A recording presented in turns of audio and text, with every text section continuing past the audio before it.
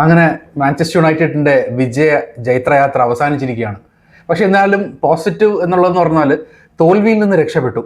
നമ്മൾ ഒരു point gain ചെയ്തു എന്ന് വേണം തന്നെ പറയാനായിട്ട്. കാരണം ഈ കളിയിൽ 3 പോയിന്റ് നഷ്ടപ്പെടേണ്ട ഒരു കളിയായിരുന്നു. പക്ഷെ എന്നിരുന്നാലും അത് സെസ്കോ ടു ദ റെസ്ക്യൂ.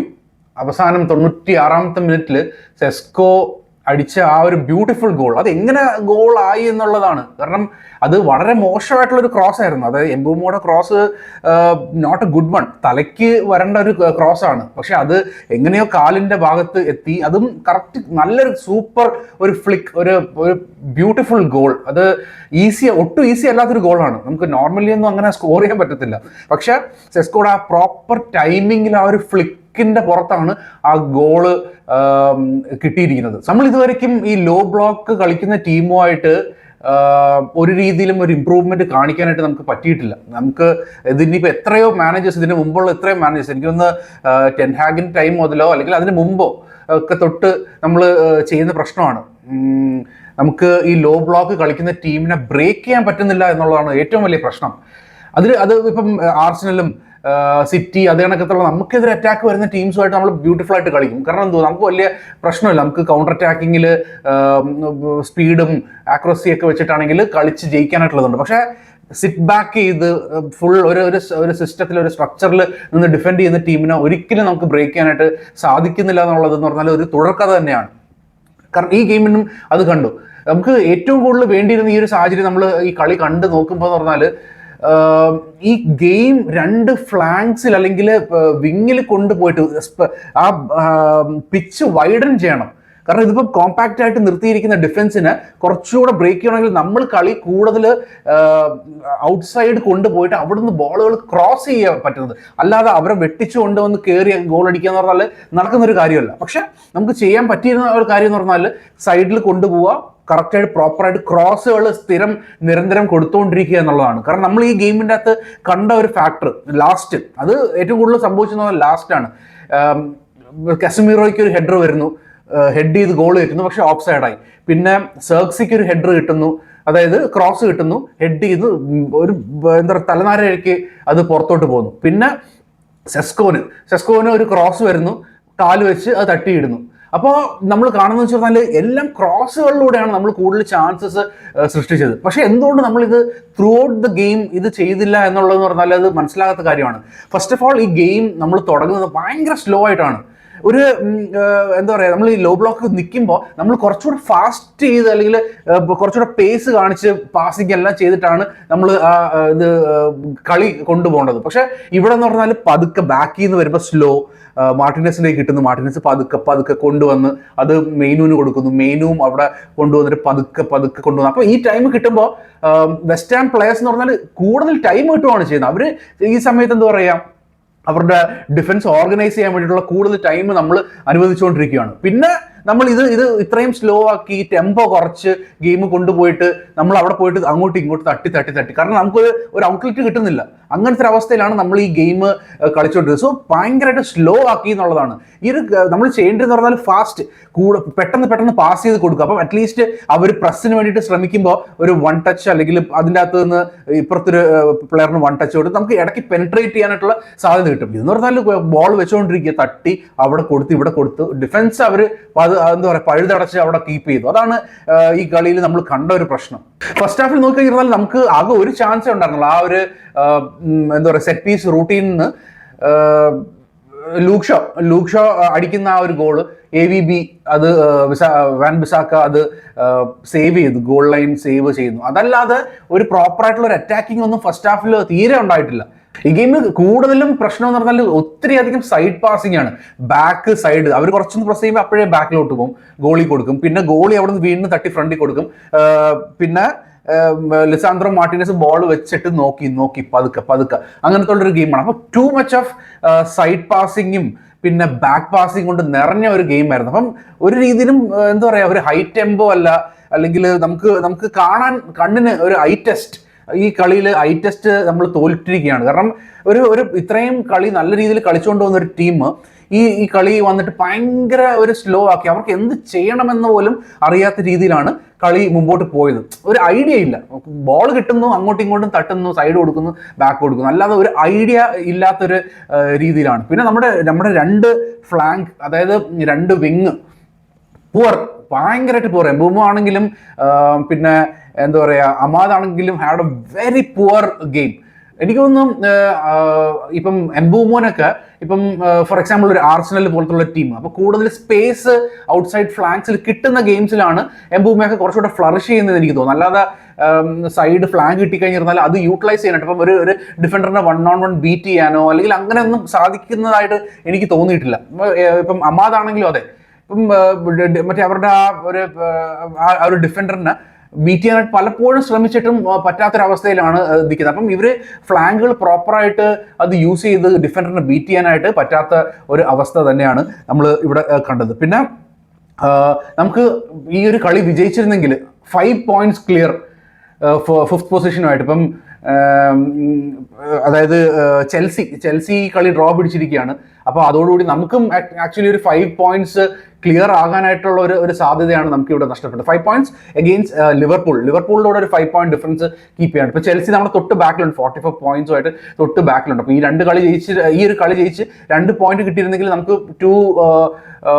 എന്താ പറയുക 3 points more than Chelsea, 5 points more than Liverpool ആക്കായിരുന്നു. പക്ഷേ എന്തോ അത് സാധിക്കാത്തൊരു അവസ്ഥ എത്തിയിരിക്കുന്നു. ആൻഡ് ഇപ്പം മെയിനു ആണെങ്കിലും, ഞാൻ പറഞ്ഞ പോലെ മെയിനു ആണെങ്കിലും മാർട്ടിനസ് ആണെങ്കിലും കൂടുതൽ നേരം ബോൾ കീപ്പ് ചെയ്ത് വെച്ചിരുന്നു. പിന്നെ എനിക്ക് തോന്നിയെന്ന് പറഞ്ഞാൽ സബ്സ്റ്റിറ്റ്യൂഷൻസ്, സെസ്കോ ആക്ച്വലി കുറച്ചുകൂടെ നേരത്തെ എത്തേണ്ടതായിരുന്നു. ഇപ്പം സെക്കൻഡ് ഹാഫ് കളി തുടങ്ങി കഴിഞ്ഞിട്ട് അവർ ഗോൾ സ്കോർ ചെയ്തു. പിന്നെ നമുക്കറിയാം ഈ ഒരു റെലിഗേഷൻ ബാറ്റിൽ ചെയ്യുന്ന ഒരു ടീം സ്കോർ ചെയ്ത് കഴിഞ്ഞിരുന്നാൽ പിന്നെ അവർ ഇരിക്കും, അവർ എന്താ പറയുക ബാക്ക് കവർ ചെയ്ത് അവിടെ തന്നെ ഇരിക്കും, അവർ അനങ്ങത്തില്ല. അങ്ങനത്തെ ഒരു സാഹചര്യമാണെന്ന് അറിയാം. അപ്പോൾ എന്തോ ചെയ്യേണ്ടിയെന്ന് പറഞ്ഞാൽ സെസ്കോന് ഇപ്പോൾ ഒരു 60 minutes അല്ലെങ്കിൽ 55 minutes 60 minutes ടൈമിനുള്ളിൽ സെസ്കോനെ കൊണ്ട് വരേണ്ടിയിരുന്നതാണ്. പിന്നെ അത് കഴിഞ്ഞിട്ട് സെർക്സി ആണെങ്കിലും, സെർക്സി അത്യാവശ്യം ബോൾ ഹെഡ് ചെയ്യാനും ഒക്കെ അല്ലെങ്കിൽ ആ ഒരു കോമ്പാക്ട് സ്പേസിലൊക്കെ കളിക്കാൻ പറ്റിയ ഒരു പ്ലെയറാണ്. അപ്പം ഇതേ രണ്ട് ടോൾ പ്ലെയേഴ്സിന് ആ ഒരു ടൈമിൽ എത്രയും വേഗം കൊണ്ടുവരാനായിട്ട് സാധിച്ചിരുന്നെങ്കിൽ നമുക്ക് അറ്റ്ലീസ്റ്റ് കൂടുതൽ ക്രോസുകൾ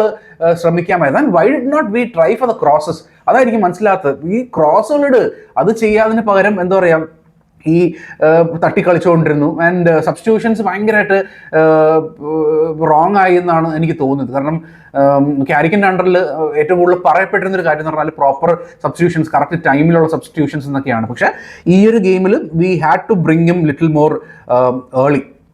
പിന്നെ ഡാലോനെ കുറിച്ച് പറയുകയാണെങ്കിൽ ഈ ഗെയിമിൽ വളരെ മോശം. ഇത്രയും ഗെയിംസ് അത്യാവശ്യം കുഴപ്പമില്ലാതെ കളിച്ചുകൊണ്ടിരുന്ന ഡാലോ വീണ്ടും പഴയ ഡാലോനെ ഓർപ്പിക്കുന്ന രീതിയിലുള്ള കളിയാണ് കാഴ്ചവെച്ചത്.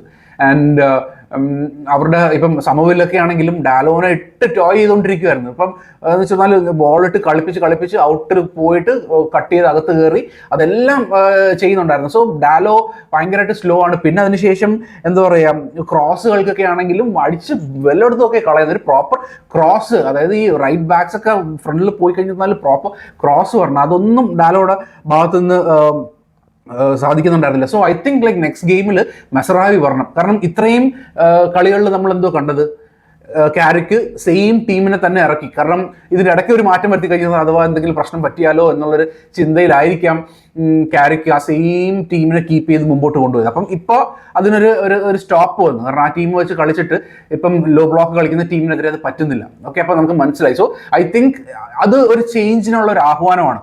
And we need to definitely bring in Mazraoui for the next game. കാരണം അറ്റ്ലീസ്റ്റ് മസറാവി എന്ന് പറഞ്ഞാൽ ഡിഫൻസിൽ പ്രോപ്പറാണ്, പിന്നെ പാസിംഗ് ഗെയിം, നല്ല പാസ് കൊടുക്കാനായിട്ടുള്ള കഴിവാണ് Mazraoui. So I think like he is much better than Dalot and he should come in the next game.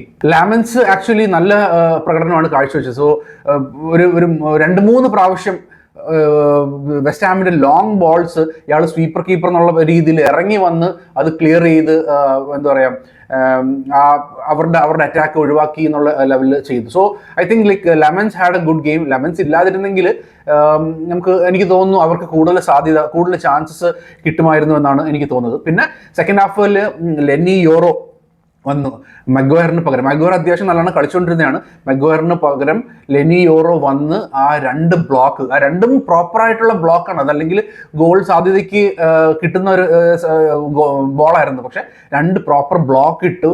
അതോടുകൂടി ആണ് നമുക്ക് ആ ഒരു ഗെയിമിലേക്ക് തിരിച്ചു വരാനായിട്ട് പറ്റിയത്. അല്ലാതെ ആയിരുന്നെങ്കിൽ so like we would have lost that game.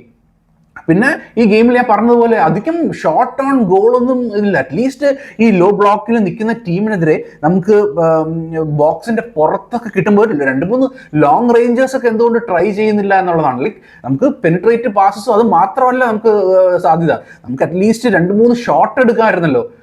പോസ്റ്റിലേക്ക് 2-3 ഷോട്ട് ഒക്കെ ട്രൈ ചെയ്യായിരുന്നു. പക്ഷെ അതൊന്നും കണ്ടില്ല. നമ്മൾ ചുമ്മാ പാസ് ചെയ്ത് ആ ഗ്യാപ്പിന് വേണ്ടി മാത്രം കളിച്ചു.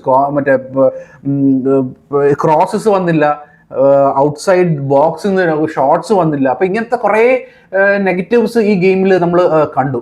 നമ്മൾ ഈ ഒരു വെസ്റ്റ് ഹാമിന്റെ കൂടെ ഇതുവരെയ്ക്ക് 2021 മുതൽ ലണ്ടൻ സ്റ്റേഡിയത്തിൽ നമ്മൾ ജയിച്ചിട്ടില്ല എന്നുള്ളതെന്ന് പറഞ്ഞാൽ ഒരു വല്ലാത്തൊരു ഫാക്റ്റാണ്. കാരണം എനിക്കത് കഴിഞ്ഞ പ്രാവശ്യം നമ്മൾ അവിടെ കളിക്കുമ്പോൾ ലിങ്കാർഡൊക്കെ നമുക്ക് വേണ്ടി കളിച്ചുകൊണ്ടിരിക്കുന്ന സമയത്താണ് നമ്മൾ ലണ്ടൻ സ്റ്റേഡിയത്തിൽ നമ്മൾ ജയിച്ചിട്ടുള്ളത്. സോ ഇത്രയും വർഷം 5 വർഷമായിട്ട് ലണ്ടൻ സ്റ്റേഡിയത്തിൽ ജയിച്ചിട്ടില്ല എന്ന് പറയുമ്പം ലൈക്ക് എനിക്ക് തോന്നുന്നു വെസ്റ്റ് ഹാം നമ്മുടെ ഒരു ബൂഗി ടീം പോലെ തന്നെയാണ് എനിക്ക് തോന്നുന്നത്. വെച്ച് പറഞ്ഞാൽ അറ്റ്ലീസ്റ്റ് എംബൂമോ അല്ലെങ്കിൽ അമ്മാദിനെ ആയിരുന്നു സെക്കൻഡ് ഹാഫ് വലിക്കേണ്ടിയിരുന്നത്. ആൻഡ് കുന്യാന കീപ്പ് ചെയ്യണമായിരുന്നു. നമുക്കറിയാം, കാരണം കുന്യ അറ്റ്ലീസ്റ്റ് കുറച്ച് എന്തെങ്കിലുമൊക്കെ ട്രൈ ചെയ്ത് ഇപ്പം പ്ലെയേഴ്സിനെ ബീറ്റ് ചെയ്യുകയോ ക്രോസ് കൊടുക്കുകയോ അതൊക്കെ ചെയ്യാനായിട്ട് സാധ്യതയുള്ള ഒരു പ്ലെയറാണ്. അപ്പം ഞാൻ എംബൂമോയും അമ്മാദും നിന്നിട്ട് കുഞ്ഞിനെ വലിക്കുന്നുണ്ട് ചിലപ്പം. കാരണം അതുവരയ്ക്കും ഇവർക്ക് 2 പേർക്കും വളരെ മോശമായിട്ടുള്ള ഒരു ഗെയിം നടന്നുകൊണ്ടിരിക്കുകയാണ്.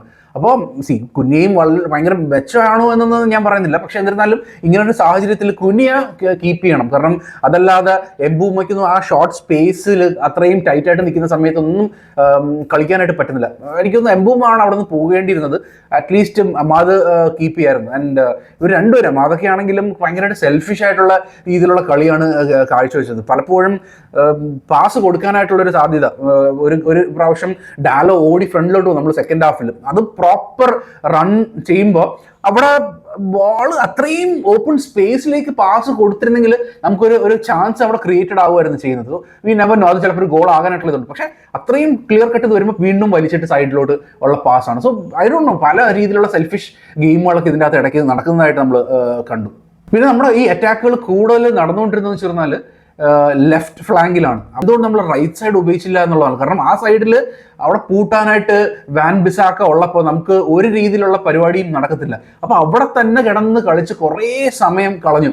ബിക്കോസ് അതെല്ലാം വാൻ ബിസാക്കയുടെ വെബ് ഇങ്ങനെ തുറന്നു വെച്ചിരിക്കുകയാണ്, ഒന്നും കളയത്തില്ല, അവിടെ നിന്ന് എല്ലാം പിടിച്ച് എടുക്കും എന്നുള്ള രീതിയിൽ തുറന്നിരിക്കുന്ന സമയത്ത് ആ അറ്റാക്ക് അവിടുന്ന് ലെഫ്റ്റിൽ നിന്ന് റൈറ്റിൽ കൊണ്ടുവന്നിട്ട് ഇവിടെ നമുക്ക് കുറച്ചുകൂടെ ഒരു അറ്റാക്ക് ഇത് ക്രിയേറ്റ് ചെയ്യായിരുന്നു. പക്ഷെ അതിന് പകരം കൂടുതലും ലെഫ്റ്റിൽ കൊണ്ടുപോയി അവിടെ വാൻ ബിസാക്കയുടെ വല വിരിച്ച് അറ്റാക്ക് സ്റ്റോപ്പ് ചെയ്യുന്ന കാഴ്ചയാണ് നമ്മളവിടെ കണ്ടത്. പിന്നെ നമുക്ക് അവരുടെ ഗോളിലേക്ക് വരാം. ഇതെന്ന് പറഞ്ഞാൽ ബേസിക് മിസ്റ്റേക്ക് ആണ്, സ്കൂൾ ബോയ് എറർ എന്ന് പറയും. കാരണം നമ്മൾ കുഞ്ഞ് നാളിൽ സ്കൂളിൽ കളിക്കുന്ന ഭാഗത്ത് അന്ന് ആ ഒരു ടൈമിൽ പോലും ഇത് വലിയ എററാണ്. അതായത് ഒരു ബോൾ നമ്മൾ ഡിഫൻസിൽ കളിക്കുമ്പോൾ ആ ബോൾ ഒരിക്കലും ബൗൺസ് ചെയ്യാനായിട്ട് അനുവദിക്കാൻ പാടില്ല. കാരണം അത്രയും ഇതിൽ വരും. ഇപ്പം ഷോ ഉണ്ട്, കൂടെ ഇപ്പുറത്ത് ലിസാൻഡ്രോ മാർട്ടിനസും ഉണ്ട്. അപ്പം ബോവനാണ് അത് കിട്ടുന്നത്. അത്രയും ബോൾ ഹൈയിൽ വരുമ്പോൾ അത് ബൗൺസ് ചെയ്യാൻ സമ്മതിക്കാൻ പാടില്ല. ഹെഡ് ചെയ്ത് അപ്പോഴേ കളയുക.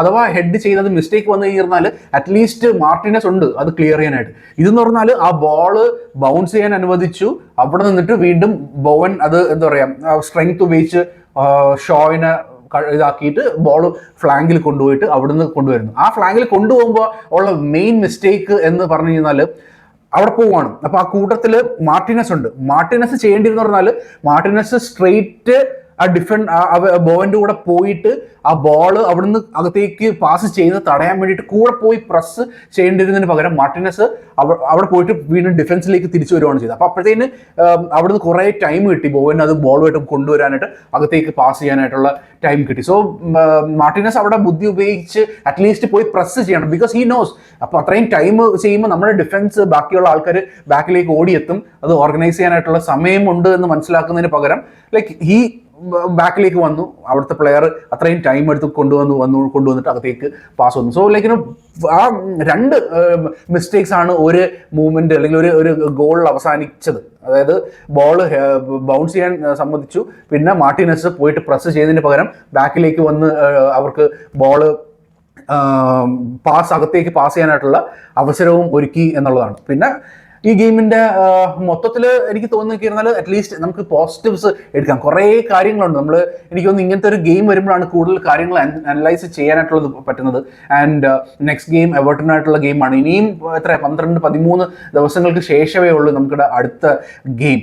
അപ്പോൾ കൂടുതൽ ടൈമുണ്ട് ഈ അടുത്ത ഗെയിമിലേക്ക് ഓർഗനൈസ് ചെയ്യാനായിട്ട്. അവരും ഇതേണൊക്കെ ലോ ബ്ലോക്ക് കളിക്കുന്ന ടീമായിരിക്കും. അപ്പം ഉറപ്പായിട്ടും we need to bring Sesko in from the beginning. കാരണം ഈ ഒരു ഗെയിമിൽ സെസ്കോ വരണം, അറ്റ്ലീസ്റ്റ് എംബൂമോ അല്ലെങ്കിൽ അമാദ്, ഇവർ രണ്ടുപേരും ഒരുമിച്ച് ഒരു ഫ്ലാങ്കിൽ കളിക്കുക എന്നുള്ളതെന്ന് പറഞ്ഞാൽ അത് നടക്കുന്നൊരു കാര്യമല്ല. So I think like one of those 2 players should be out. എനിക്ക് തോന്നുന്നു മേ ബി അമാദായിരിക്കും പുറത്ത് പോകാനായിട്ടുള്ള സാധ്യത. അറ്റ്ലീസ്റ്റ് എംബൂമയ്ക്ക് ഒരു ഗോൾ ത്രെറ്റ് ഉള്ളതുകൊണ്ട് ക്യാരിക്ക് എംബൂമിനെ വെക്കും. പക്ഷേ definitely need to bring Sesko from the beginning. പിന്നെ അതിനുശേഷം നമ്മുടെ സെർക്സിനെയും കൂടെ കൂടുതലായിട്ട് ഇൻവോൾവ് ചെയ്യിപ്പിക്കാനായിട്ട് പറ്റുവാണെങ്കിൽ we can win the next game. ഇനി അങ്ങോട്ടേക്കുള്ള കുറച്ച് ഗെയിംസ് ഉണ്ട്. So we can definitely improve ആ പൊസിഷൻ. നമ്മൾ അത്രയും പാനിക്കായിട്ടുള്ള ഒരു സിറ്റുവേഷൻ ഉണ്ട്. എന്തായാലും തോൽവി ഒഴിവാക്കി എന്നുള്ളതാണ് ഈ കളിയിലെ ഹൈലൈറ്റ്. സോ റെസ്ക്യൂടെ പോയിന്റ് നമ്മൾ അറ്റ്ലീസ്റ്റ് തോറ്റില്ല. ക്യാരിക്കിൻ്റെ അണ്ടറിൽ ആ ഒരു തോൽവി അറിയാത്ത മുന്നേറ്റം അത് തുടർന്നുകൊണ്ട് തന്നെ പോയിക്കൊണ്ടിരിക്കുകയാണ്. സോ എന്തായാലും ഇതാണ് കളിയുടെ വിലയിരുത്തൽ. സോ നിങ്ങൾക്ക് എന്താണ് തോന്നിയത് കളിയെ കുറിച്ചിട്ട്? ഇതിൻ്റെ അകത്ത് എന്തെങ്കിലുമൊക്കെ വേറെ കാര്യങ്ങളുണ്ടായിരുന്നോ, അല്ലെങ്കിൽ എന്തെങ്കിലും പ്രത്യേകം നോട്ട് ചെയ്തിട്ടുള്ള കാര്യങ്ങൾ? Please put that in the comment section. Okay. പിന്നെ നമ്മുടെ ഈ വീഡിയോ വാച്ച് ചെയ്ത് നിങ്ങൾ ആരെങ്കിലും ചാനൽ സബ്സ്ക്രൈബ് ചെയ്തിട്ടില്ലെങ്കിൽ please subscribe to the channel. പിന്നെ ഈ വീഡിയോയ്ക്ക് ഒരു ലൈക്കും കൂടെ തരണം എന്ന് റിക്വസ്റ്റ് ചെയ്യുന്നു. ഓക്കെ. സോ അടുത്ത കളിയിൽ കാണാം. ഇനി അങ്ങോട്ടേക്ക് നമുക്ക് കുറച്ചൊരു ഓൾമോസ്റ്റ് 2 വീക്സോളം ഗെയിംസ് ഇല്ല. അപ്പോൾ ഇതിൻ്റെ ഇടയ്ക്കുള്ള പല ന്യൂസും കാര്യങ്ങളൊക്കെ, ട്രാൻസ്ഫർ അപ്ഡേറ്റ്സും കാര്യങ്ങളോ അല്ലെങ്കിൽ എന്തെങ്കിലുമൊക്കെ ന്യൂസുമായിട്ട് നമുക്ക് വീണ്ടും ഇടയ്ക്ക് വെച്ചിട്ട് കാണാം. So thank you so much for supporting. Take care. By.